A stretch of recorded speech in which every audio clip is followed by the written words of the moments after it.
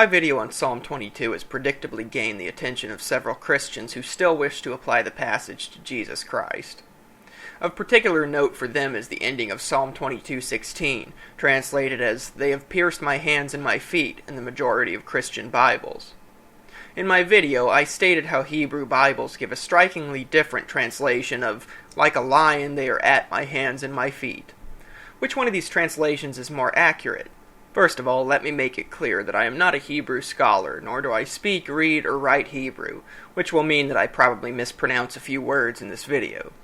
The few words I do understand come from my own research, which I encourage you to check out for yourself. That said, let's talk about the Hebrew term karai, which is where Hebrew Bibles derive the translation of "like a lion." We find this term used also in Ezekiel 22:25, Numbers 24:9, and Isaiah 38:13, always translated as "like a lion." It is only in Psalm 22:16 that Christian Bibles translate it as "they pierced." However, some contend that the term is not karai, but karu, with the root verb kara, meaning to dig, as in digging a ditch.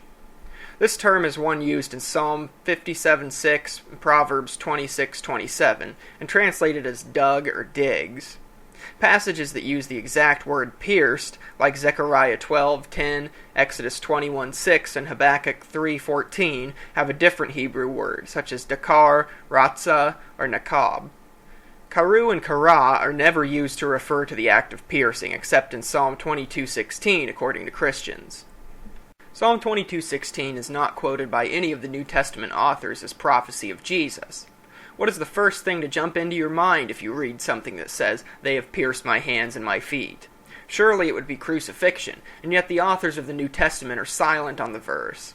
Could it be that they were unaware of it? This doesn't seem likely at all, since numerous references to Psalm 22 are made throughout the New Testament. Perhaps the answer is that they were unaware of a rendering of the verse as "they pierced" because it was not translated in such a way until after their time.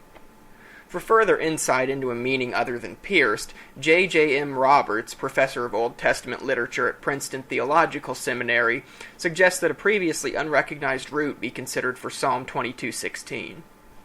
A root kara, to be short, shrunken, shriveled, I would posit for Psalm 22:17c. Hence one may accept the commonly adopted reading karu, interpret it as a verb form, and translate Psalm 22:17c through 18a as follows: "My hands and my feet are shriveled up, I can count all my bones."